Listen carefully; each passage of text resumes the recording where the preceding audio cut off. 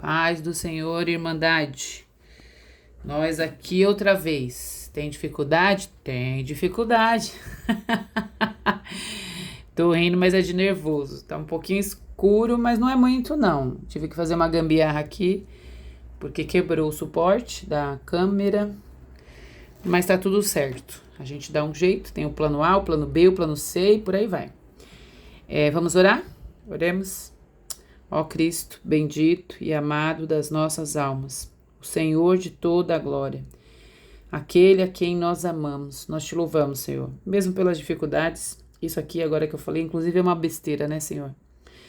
E eu te agradeço e te louvo por tudo, Senhor, por estar aqui, podendo meditar na tua palavra, porque com luminária, sem luminária, com suporte ou sem suporte, o importante é que o Senhor seja pregado, né? Que o Senhor seja lido, que o Senhor seja visto, que o Senhor seja compreendido à luz das tuas escrituras, Senhor.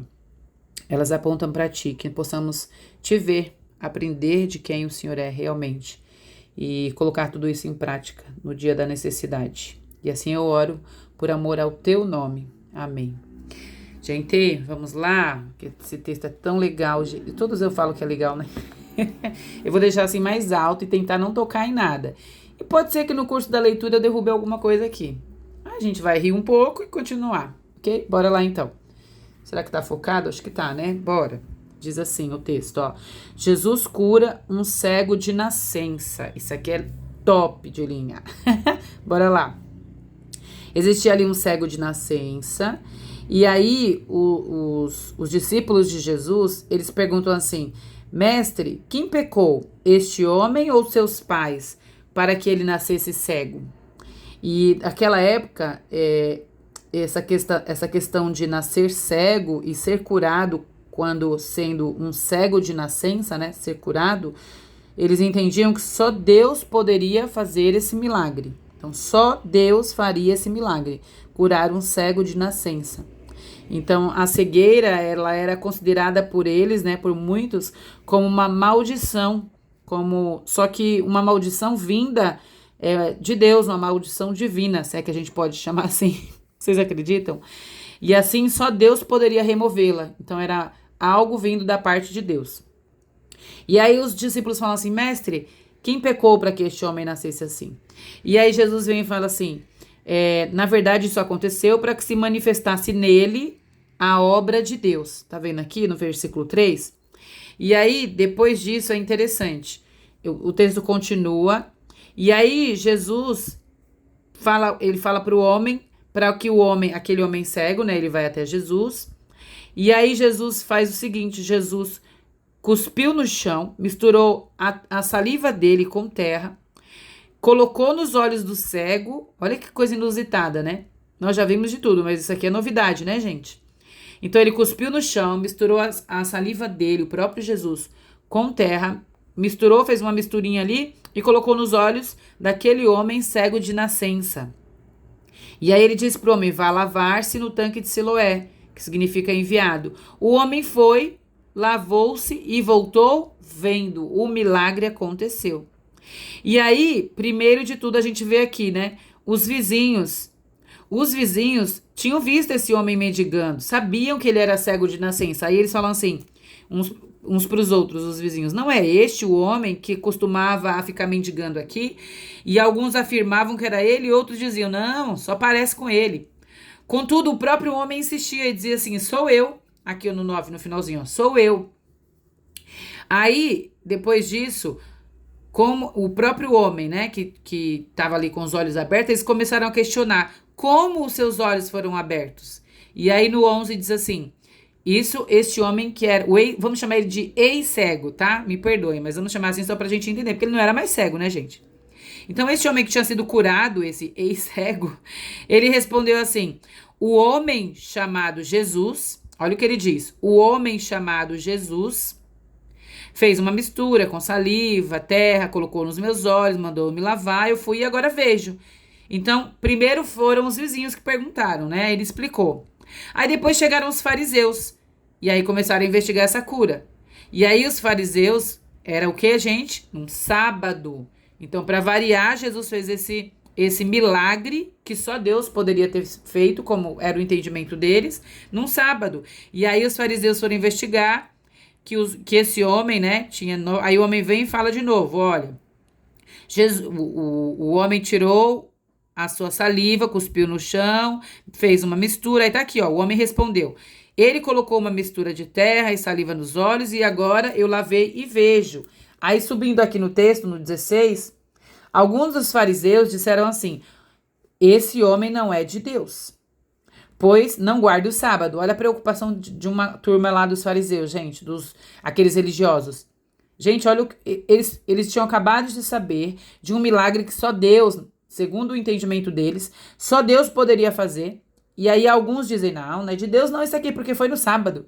Gente, como assim? Deus era limitado a guardar o sábado, olha isso. Outros, porém, perguntavam assim, como pode um pecador fazer sinais milagrosos?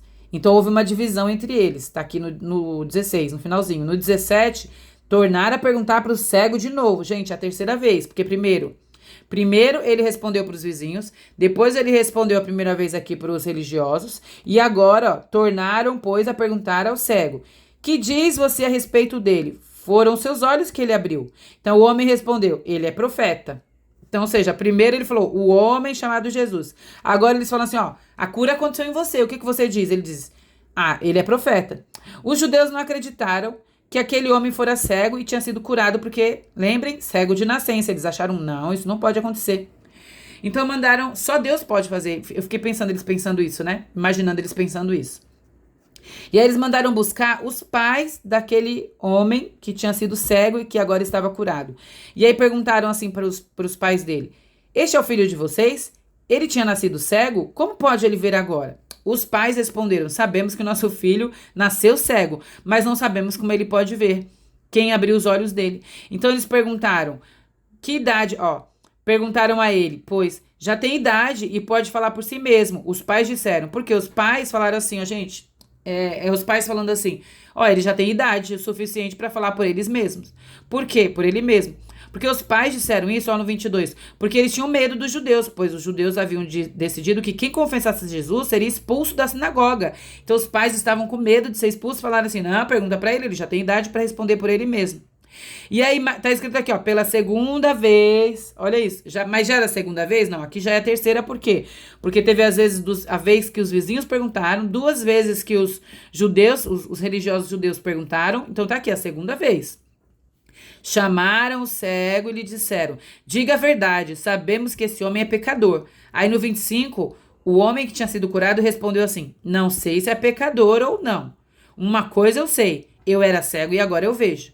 Então eles perguntaram, o que ele fez? Como ele abriu seus olhos? Ele respondeu, eu já disse. E vocês não deram ouvidos. Por que querem ouvir outra vez? Acaso também querem ser discípulos dele? Aí eu escrevi aqui, mestre. Por quê?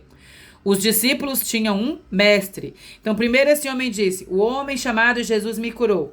Depois esse homem disse, ele é um profeta. O próprio homem, né? E agora ele diz, vocês querem ser discípulos dele? Ou seja, ele via ele como um mestre. E aí, esse homem começou a falar. O homem, né? O homem que foi curado, ele ouviu os religiosos dizerem assim, a gente não sabe nem de onde ele vem, de onde esse Jesus vem. E aí, o homem que tinha sido curado disse assim, ele respondeu, ora, isso é surpreendente. Eu imagino até quase tirando um sarro. Isso é surpreendente. Vocês não sabem de onde ele vem. Contudo, ele me abriu os olhos. O que ele está dizendo aqui? Lembra, reforçando aquela crença de que só Deus podia fazer esse tipo de milagre? Quem abriu os olhos dele, então, se não fosse Deus? Aí ele diz assim, contudo, ele me abriu os olhos. Sabemos que Deus não ouve pecadores, mas a quem teme e pratica a vontade dele. E ninguém mais, ninguém jamais, aí o texto continua aqui em cima, ninguém jamais ouviu que os olhos de um cego de nascença tivessem sido abertos, se esse homem não fosse de Deus. Ou seja, aqui, esse próprio homem que tinha sido cego de nascença e foi curado, ele já está reconhecendo Jesus como um homem de Deus. Não poderia fazer essas coisas, né? E aí o texto continua, e quando ele começou a falar isso, aí aqueles homens, os religiosos, dizem assim, você nasceu cheio de pecado. Por quê? Porque ele já nasceu cego, E como ele nasceu cego, eles entendiam que era um pecado. Lembra a pergunta lá? Quem pecou? Seu pai ou ele? Para que nascesse cego. Então eles falam assim, ó, você já nasceu cheio de pecado, tem ousadia de nos ensinar, e o expulsaram da sinagoga. Aí o texto continua aqui, ó. Jesus ouviu que haviam expulsado o homem e foi encontrá-lo, ó. E ao encontrá-lo disse. Então tem um encontro aqui. Aí Jesus disse para ele: você crê no Filho do Homem? Perguntou para ele. E o homem que tinha sido cego, o homem, né, perguntou: quem é ele, Senhor, para que eu creia nele? Então ele não via Jesus ainda como essa expressão, Filho do Homem. Jesus disse: você já ouviu, é aquele que está falando com você. Então o homem, esse aqui, o homem que havia sido cego e foi curado, ele disse assim: Senhor, eu creio. Então por meio desse encontro com Jesus, esse homem, ele diz o quê? Eu creio. E aí, olha o que ele fez aqui, gente. Ele adorou a Jesus. E adorar naquela época, eles tinham esse entendimento muito certo, que era o quê? Adorar só a Deus. Então agora ele vê como Deus. E aí Jesus diz assim: eu vim ao mundo não para julgamento, a fim de que os cegos, mas eu vim para que os cegos vejam e os que veem se tornem cegos. Ele veio para julgamento, a fim de que os cegos vejam e os que veem se tornem cegos. Aí alguns fariseus perguntaram assim: acaso também está chamando a gente de cegos? É isso que ele está dizendo, ó, também somos cegos? E aí no 41, Jesus disse: se vocês fossem cegos, não seriam culpados de pecado. Mas agora que dizem que podem ver, a culpa de vocês permanece. Gente, é interessante. E aí eu vou arrastar com calma para não derrubar tudo, como eu falei. E aqui do lado eu fiz uma anotação que eu achei interessante aqui do texto. Por quê? Ó, vou até mostrar aqui, eu circulei em vermelho. Primeiro aqui no 11, ele diz, esse homem que foi curado, ele não tinha um entendimento de quem era Jesus. Então ele diz assim, ó, o homem chamado Jesus me curou. Aí depois aqui na continuação no 17, ele diz, ele é profeta. Então de homem que curou, passou para profeta. De profeta, ele passou para mestre. Porque eles falaram, por acaso vocês vão ser discípulos dele? Então, mestre. De mestre, ele, tendo que dar mais uma explicação, ele chamou ele de homem de Deus. E de homem de Deus, aí veio e falou, filho do homem, eu creio, e o adorou, porque ele era como Deus. Então, é como se fosse evoluindo o entendimento que esse homem que foi curado teve de Jesus. Então, ao longo da história, eu notei assim, nós vimos a visão física, mas principalmente a visão espiritual desse homem surgir. Porque no versículo 11, ele pede, para ele assim, quando ele tá... pedem para ele explicar quem era, ele vê Jesus só como um homem no versículo 11. No 17, ele é um profeta.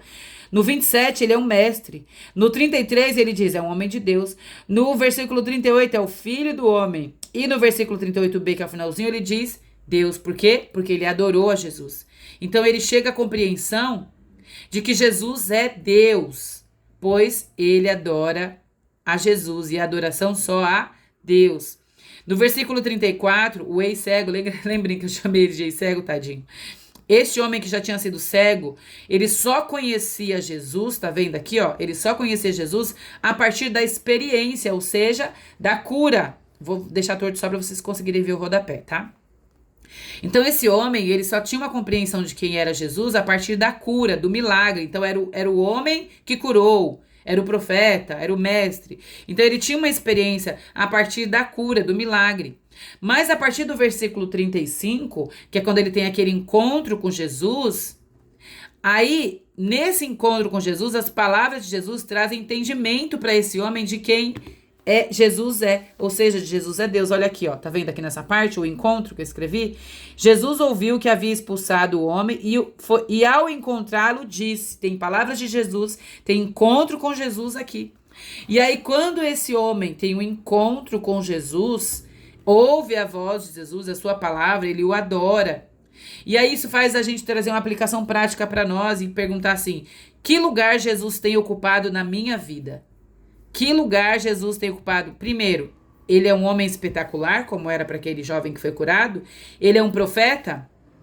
Tem muitas profecias, né? Aquele que me ensina muitas coisas, esse que é Jesus. Jesus tem muitos ensinamentos, tem gente que fala isso, gente. Jesus foi um homem excepcional, o maior psicólogo que já existiu, o maior mestre que já existiu, escrevem muito sobre Jesus, e Jesus tem esse lugar para essas pessoas. Mas e nas nossas vidas? Ele é o Deus da minha vida? Eu coloquei uma interrogação.